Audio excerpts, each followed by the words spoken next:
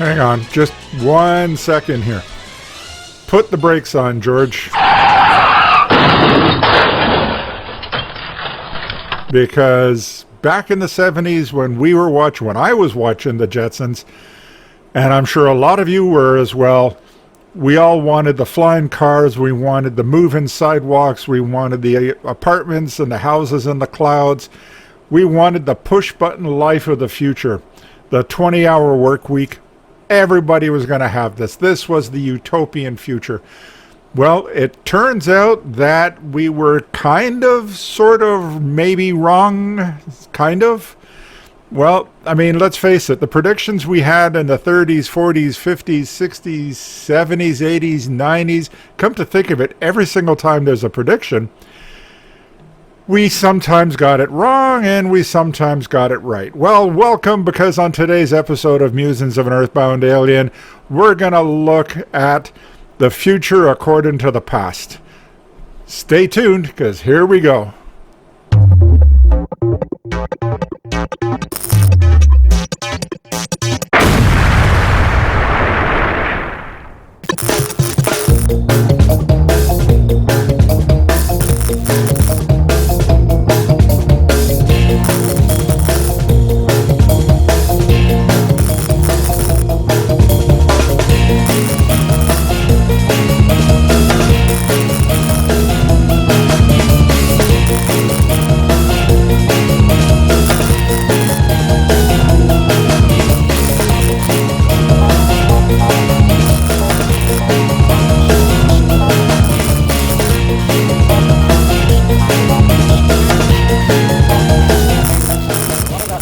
The day after tomorrow, say the year 2000.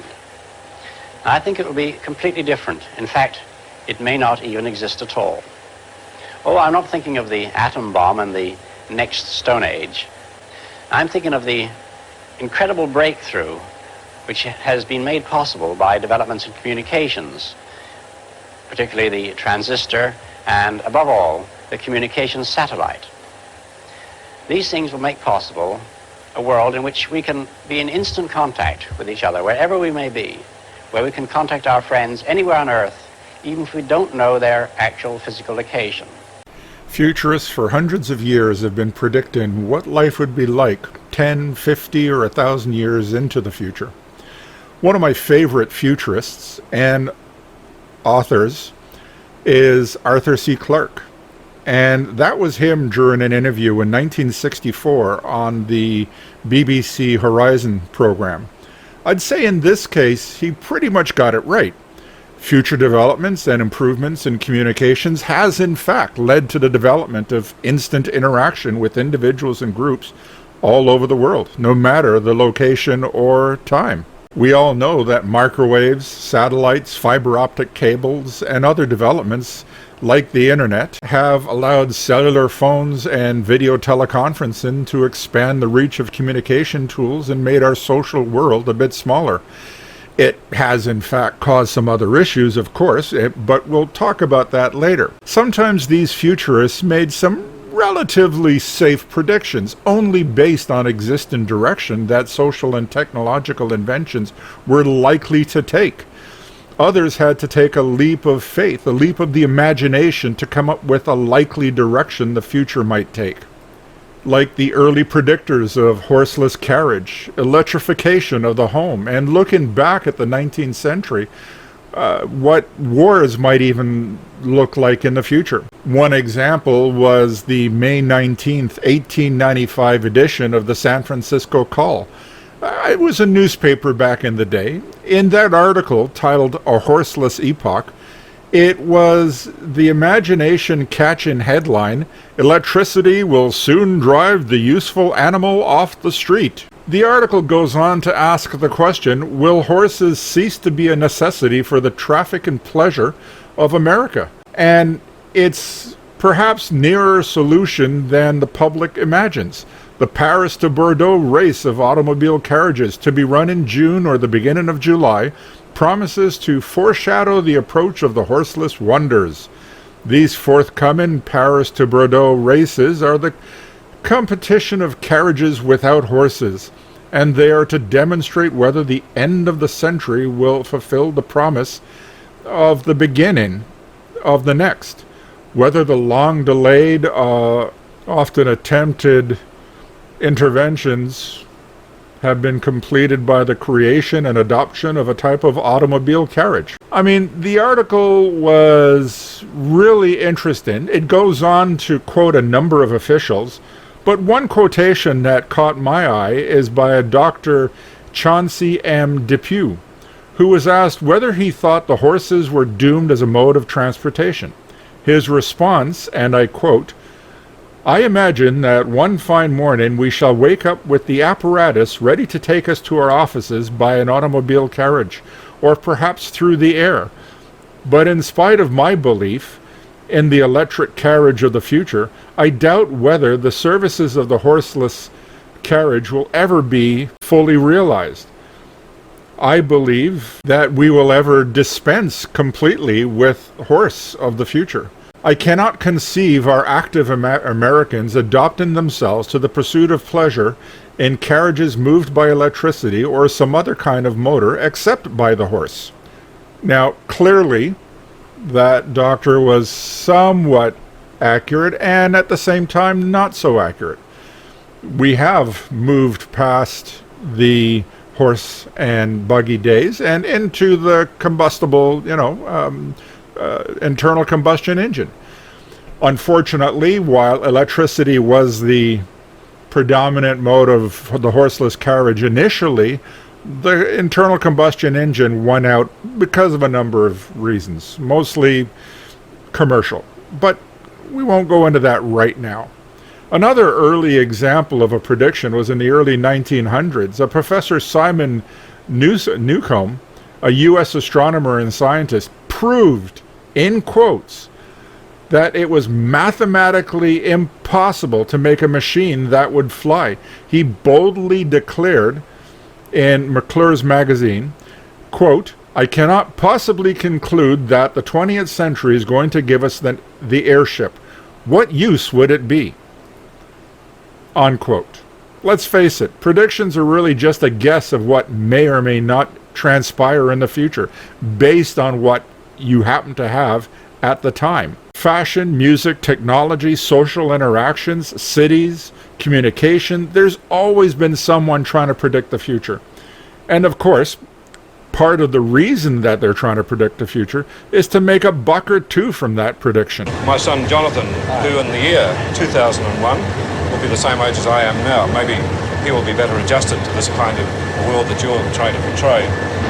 The big difference when he grows up, in fact, if we wanted to wait for the year 2001, is that he will have in his own house, not a computer as big as this, but at least a console to which he can talk to his friendly local computer and get all the information he needs for his everyday life, like his bank statements, his theater reservations, all the information you need in the course of living in a complex modern society. This will be in a compact form in his own house.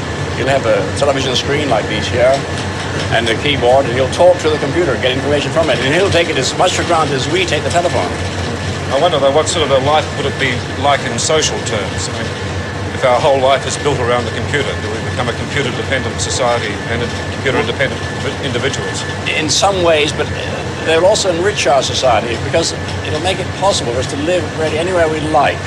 Any businessman and executive could live almost anywhere on Earth and still do his business. Arthur C. Clarke, again the brilliant futurist that he was, in this 1974 interview with the Australian Broadcasting Corporation, told the public his thoughts on life in the future. His prediction that every household by the year 2001 will have a computer and be connected essentially all over the world was without a doubt spot on. Granted, in this case, he's making a prediction based on the speed of computing and innovation at the time, but still very forward-thinking, even for 1974. Consider the first real computers, what can be considered a computer anyways, began only in the 1940s as nothing more than glorified add-in machines. In 1945, British engineer Tommy Flowers designed the Colossus. It was designed to break the complex Lorenz ciphers used by the Nazis during World War II. A total of 10 Colossus were delivered, each using as many as 2,500 vacuum tubes. In 1943, a giant computer, if you want to call it that, named ENIAC, short for Electrical, Numerical, Integer, and Calculator, was unveiled to the public. It had almost 18,000 vacuum tubes, weighed 30 tons, and the machine and coolant equipment needed, because vacuum tubes run ridiculously hot after all, took over 167 square meters of floor space. This was the dawn of the computer age, and nobody really knew where this new technology would take us. By the time of Arthur C. Clarke's 1974 interview, computers and computing was really just beginning to flourish in the general public's mindset. Vacuum tubes quickly made way to the discovery of the transistors in the 50s, microchips and microprocessors, integrated circuits in the 1960s and 70s, network computing, magnetic memory tape, and large memory disks or platters, silicone chips and programming languages that were being taught in universities. All of this pushed the imagination of futurists to consider what was possible. In the 1930s, what I consider the heyday of hope for the future of the species, the public was bombarded by an expanding use of public and private radio stations around the world. It really began in the early 20s when Westinghouse, one of the lead-in radio manufacturers at the time, had an idea for selling more radios. Of course they did. Why wouldn't they? That's the business they're in. They began to offer programming, a novel idea back then, where Westinghouse, the Westinghouse Hour, was just the beginning. Other companies jumped on the bandwagon, as they say, and stars were born. In less than 10 years, there were hundreds of commercial radio stations trying to sell to their listeners. And the listeners wanted more. It pandered to and pushed the development of mass culture, and manufacturers like Ford, General Motors, Westinghouse, various tobacco companies, and others all saw this as a way to influence the public imagination and hook future generations. Consider the market exposure by the mid to late 30s. FM radio was becoming more widely available. Transistor radios making an appearance, and radio was no longer a huge box in the family room. Now it was possible to have mobile radio, and cars, buses, trains, schools, businesses all became the host for these new shows. Futurists magazines with fantastic stories were already around and were being scooped up by both the young and the old alike. Boys grew into teenagers, grew into men, and they all kept following the same serialized stories that they read about as young boys. Radio really only expanded the range of futuristic shows and ideas. Now you didn't just read about these fantastic future prophecies and heroes. You gathered around the radio to listen. You heard about the daring adventures of Buck Rogers and Flash Gordon, Planet Man, amazing stories in the year 2000 plus, Beyond Tomorrow, Space Patrol, Dimension X, and so many more. Pulp magazines played an integral role in fanning the flames for the public imagination for science fiction stories and radio shows. They wanted to know about the future worlds. Magazines like Galaxy and Astounding Stories, magazines that I actually read when I was younger. Writers, editors, producers quickly moved to bring the written story and adventures in the pulp magazine pages to science fiction radio show airwaves. Many science fiction pulp magazines moved to produce their stories on science fiction radio series. Galaxy magazine, for example, sponsored Tales of Tomorrow, and later they also had X-111, and actually that kind of is how they sounded. And then came Astounded magazines. Astounded magazine was really what I consider had the best stories and the ones that gave us a real glimpse as to what the future could, and a lot of us hoped, held. It was the magazine where they had hard science fiction stories. In 1938, Astounded magazine went in that new direction. It attracted some of the best science fiction writers of the era, including Isaac Asimov, Theodore Sturgeon, Lester Del Rey, A.E. Van Vogt, and many more. Asimov in particular was influential in the progress of science fiction writing. It's around now that things get interesting. Not that I wasn't interested in the past 15 minutes. I'm a delight, after all. But in respect to the topic at hand, the future is being written now. And when I say now, I meant in the pages and airways of the past, beginning in the 1930s. This is where I see visionaries, prophets of a sort, begin to make their mark on the wider public. Up to this point, with only limited reach, the so-called wider public was really asleep.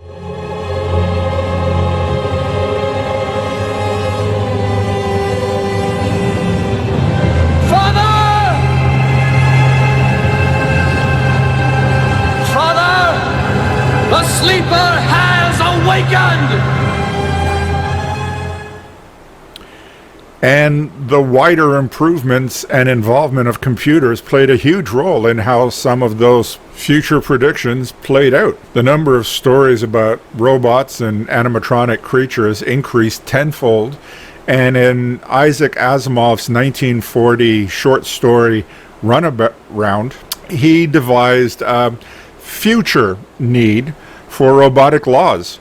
Not so much how we treat robots, but how they should govern themselves. After all, robots were conceived to serve humankind.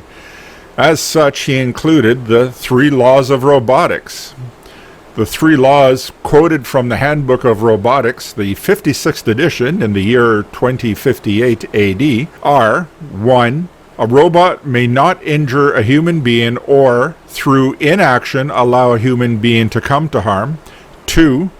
A robot must obey the orders given to it by human beings, except where such orders would conflict with the first law. And 3, a robot must protect its own existence as long as such protection does not conflict with the first or second law. These 3 laws have become so fundamental to robotics in science fiction, they have migrated into the real world and are used by engineers and programmers as they devise real-world robotic application and tools. The 3 laws have even been debated in the United Nations during the, I think it's 2 or 3 separate conventions on artificial intelligence, which I'm not going to get into right now, but save that for another topic in itself.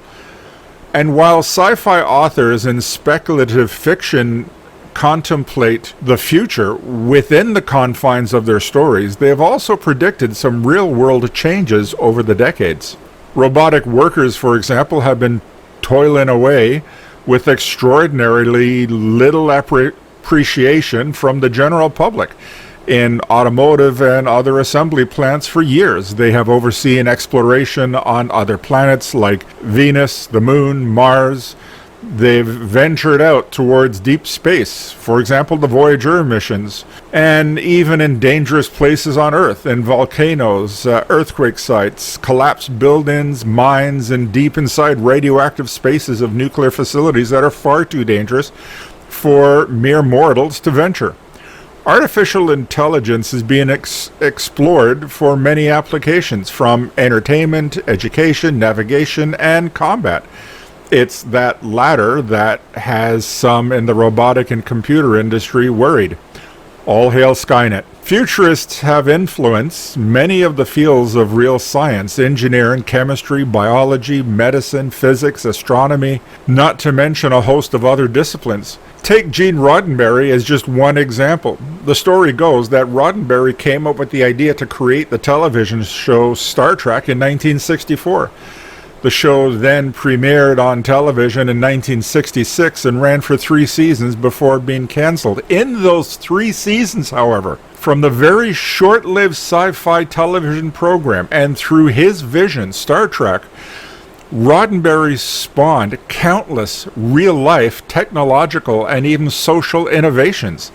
It is said that there were more predictions on Roddenberry's part. Either way, we can thank him for at least the inspiration for tablet computers, tricorders, or something like that being used in environmental, mining, and military applications, flip computers, and wearable badge communicators, the cell phone, for example, hyposprays that are actually used in medical settings, replicators, for example, 3D printers, and even printers that are, well, they 3D print meat. Cloaking devices, same thing, used in military applications for the most part. Voice interface computers, Siri, Alexa, Google Assistant, and the like. Transparent aluminum, yes, that is actually a real thing. It's being developed and is being used in certain applications today, and they're looking at a wider set of applications for transparent aluminum.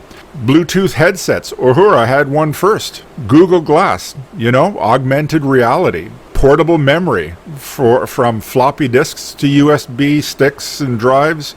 Focused ultrasound technology, biometric data tracking for health and verifying identity, GPS, automatic doors, big screen displays, real-time universal translators, teleconferencing, visor, bionic eyes for the blind, diagnostic beds, and the list goes on and on and on. Roddenberry and Star Trek is also credited with being one of the first mainstream television programs to explore social issues plaguing the world at the time.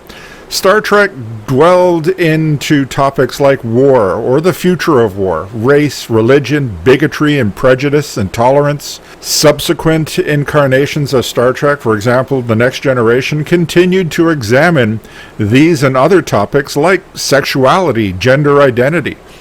But consider that when the original series went on the air in the 1960s, these topics were taboo.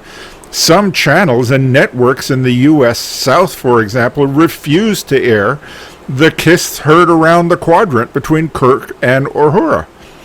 Kirk can get it on with a green Orion slave girl and no one bats an eye, but kiss a black woman and the bigots were up in arms. It was not only the futuristic tech and ideals that Roddenberry expressed in Star Trek that garnered such vocal and ardent fans, but these different social examinations of America, and in fact the wider planetary population of humans. It was something that many hoped, and still hope, will transform humanity into something better.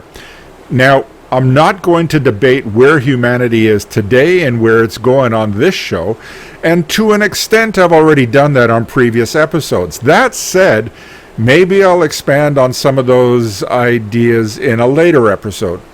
But to think that Roddenberry's only one of a couple of hundred individuals that are considered to be real futurists, people that have not only influenced the future, but with some accuracy predicted some aspect of what the future life would be like. There are, of course, several thousand other future seers, as they were, but they were so far off the mark that they may deserve some award for getting everything wrong, but we'll get to them a little bit later on. Futurists, writers of speculative fiction, also inspired dreams of flying cars, mass transportation concepts, space flight to other planets, cities in space, and how cities in general would be constructed. Magazines like Popular Science, Popular Mechanics, National Geographic, and even Life magazine fanned the flames of futuristic future to come in the public imagination. During the 30s and 40s, the public was in awe of the future. World's fairs proclaimed the future was now. Industry from around the world, and to a certain extent, countries themselves, wanted to showcase during the World's Fairs their highest technological and scientific achievements. Russia, England, the United States, China, Japan, and many others all wanted to influence public opinion about how great and technologically advanced their country's industry and infrastructure was. Now, obviously, the 30s and 40s weren't the first World's Fairs to be held. I'm just focusing on that being the beginning of where I'm looking at the public imagination, and the wider public imagination for that matter, that really fed into that future hype. And the reason I do that is because that's when you saw the real beginning of universal mass marketing, from magazines, pulp fiction books like the ones we talked about earlier, and the uptake in radio. All of that was designed to project a message. And yes, I know that the public theaters would showcase newsreels before the feature film, but again, that wasn't until around the mid-30s that you saw a lot of that happening. The first real World's Fairs were really industrial exhibitions that happened in 1791 in Prague, and it showcased, by all accounts, the sophisticated and considerable manufacturing methods that were being expanded on at that time. World's Fairs were held every few years after that. Countries like Paris held a considerable number of World's Fairs in the beginning. As a matter of fact, 1798, right up until the 1827 World's Fairs, were held in Paris. And almost every one of those fairs showcased not just the culture of various countries exhibiting, but was primarily used as a vehicle for scientific, industrial, and technological innovation of those countries.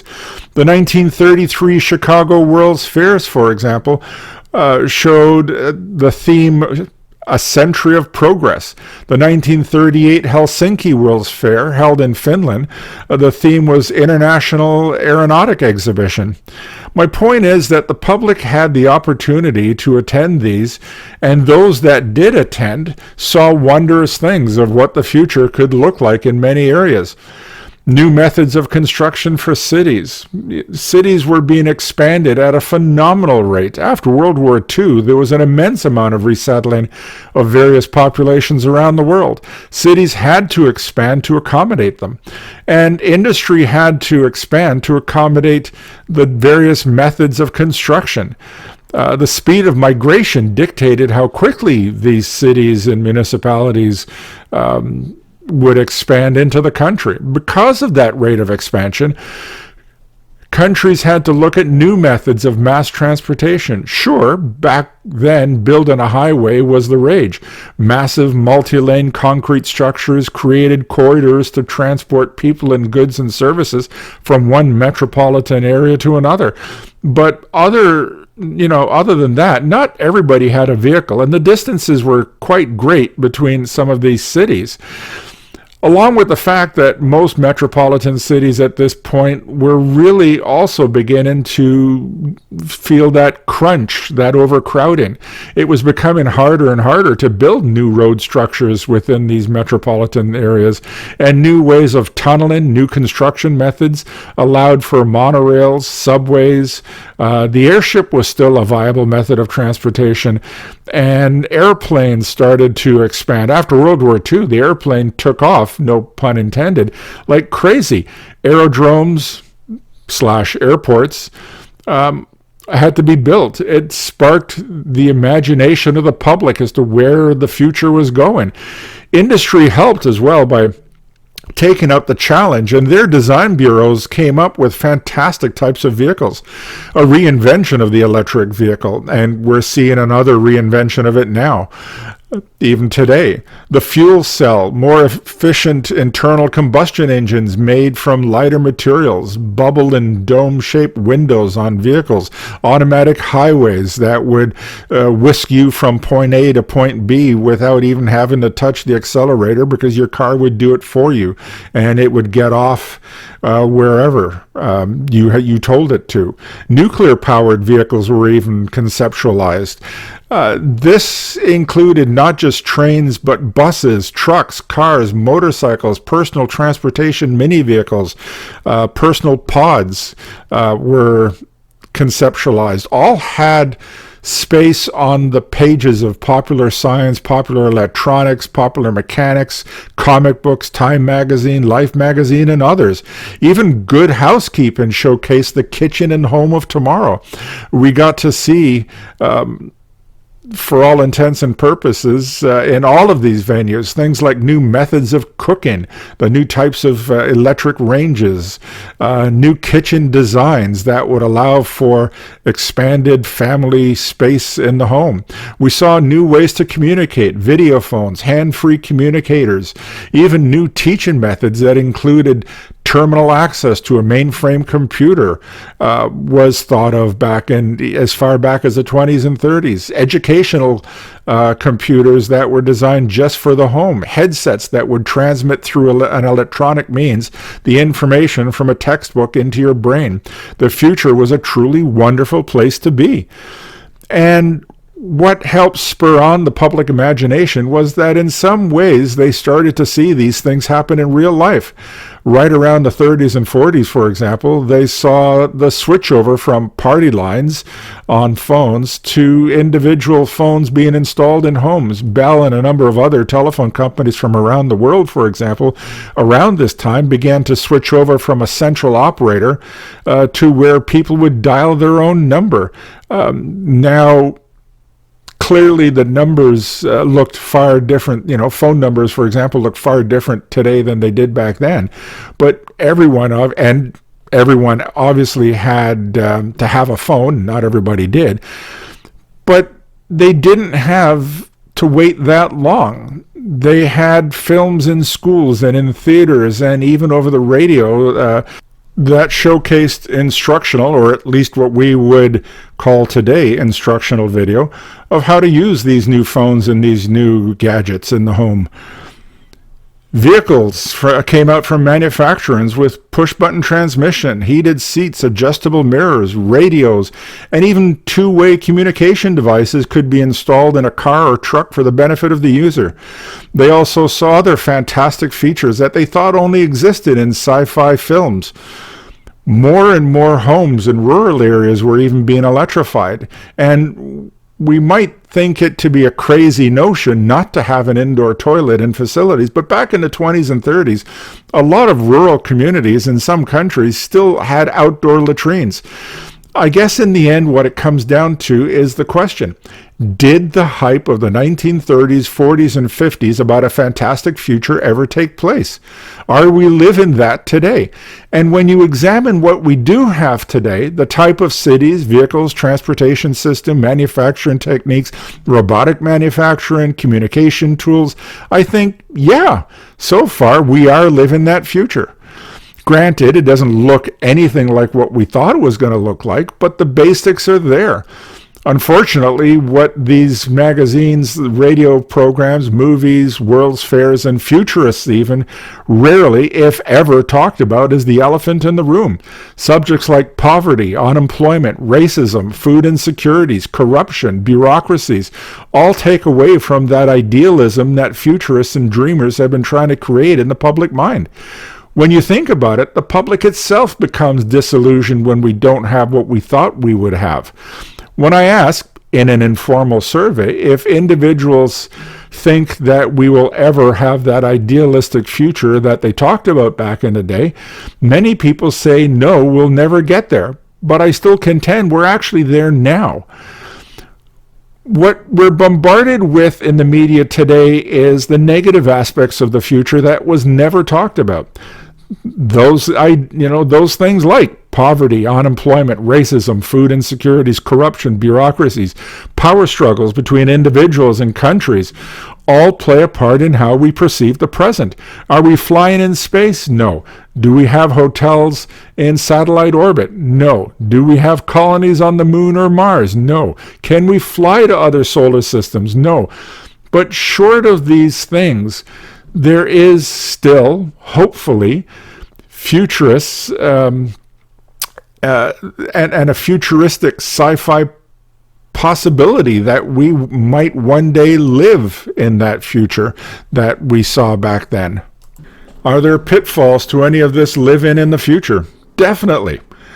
One problem I see today is that it's really not so much futurists and dreamers that are coming up with the future concepts of what life could be like. It's manufacturers, industrialists, and the like. When you look at companies like Apple, IBM, Tesla, Ford, GM, and even Microsoft, manufacturers everywhere comes up with what they think the public wants. Today we live in 4 or 5 year intervals. When you look at the average timeline, where it takes about 5 years on average for a conceptualized product to come to market, it's very difficult to the public to latch onto that.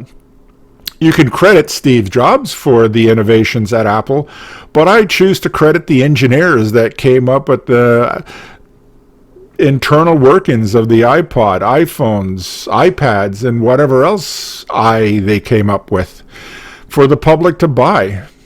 Stick an I in front of everything and all of a sudden it's an Apple product. But anyways, I digress.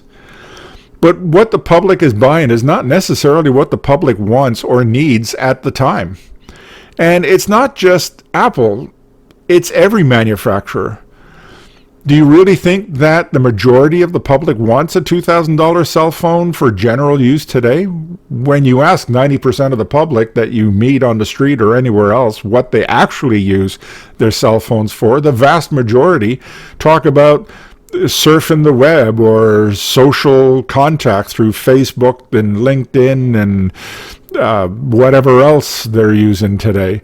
It's never used, the vast majority anyways, never use any of the features that are actually built into the phones. The programming, the applications, and features like built-in networking are part of these phones that are never used by the vast majority. And it's not just phones today, it's half the products that are created have features that the general public will never use. Features built into automobiles, bread makers, televisions, radios, computers, laptops, tablets, all have applications and features that never get turned on. And I am 100% sure that the massive majority of the public have no idea even how to turn on or off any of these features that I'm talking about. We had this discussion when I did the show a few months back on cars and what was built into them and the distraction. And the fact that most drivers don't even know how to use half those features in the vehicles. Now, as I say this, and I have to be honest here, when I go back and look through my notes and through the research material, I ask myself the question, is this any different today than when it was in the 30s, 40s, or 50s, when a lot of these future concepts were thought of and presented to the public?